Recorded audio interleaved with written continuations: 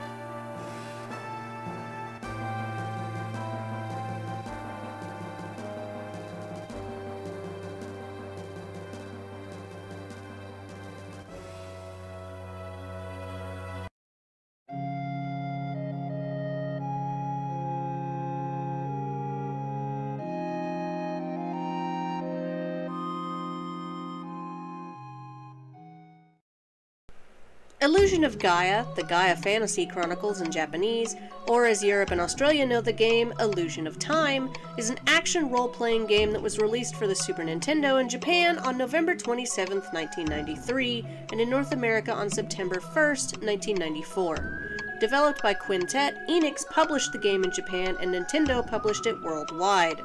Illusion of Gaia is set in a partially historical, but mostly fantasy-based, version of Earth. The game contains several real-world sites, such as Incan ruins, the Nazca Lines, Angkor Wat, the Great Wall of China, and the Egyptian pyramids. Each of these ruins holds a piece to the final puzzle, unveiled at the top of the infamous Tower of Babel. It is firstly believed to be the Age of Exploration, a period roughly corresponding to the 16th century. Christopher Columbus is mentioned at least once, and explorers have begun scouring the world in search of ancient ruins and the lost treasures and secrets within. Many return with nothing, and some are simply never seen again.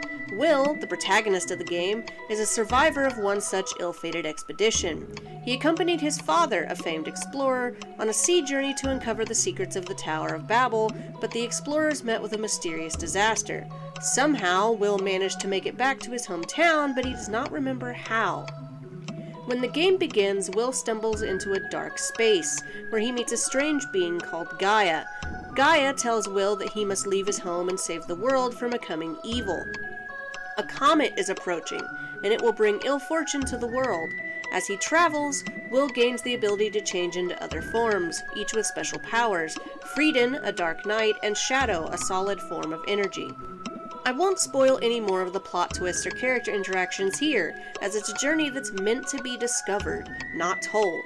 Illusion of Gaia generally garnered fantastic reviews, though some criticisms were made about the lack of an impression your works had on the game world, though its puzzle-solving elements, gorgeous graphics, and eclectic soundtrack are all praised.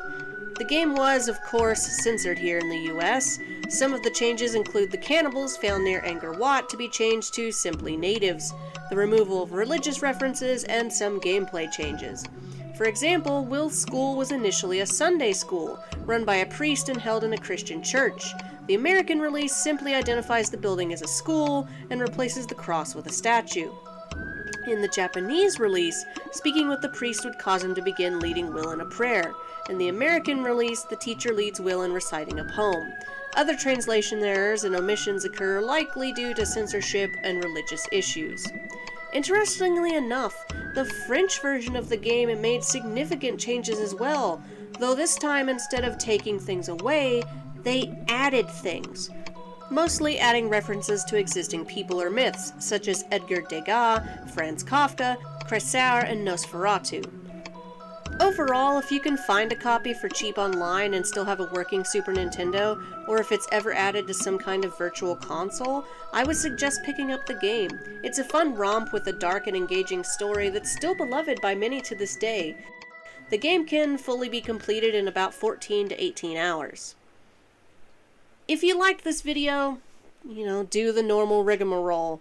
Hit the like button, subscribe, ring the bell. But most importantly, just remember, the world is square.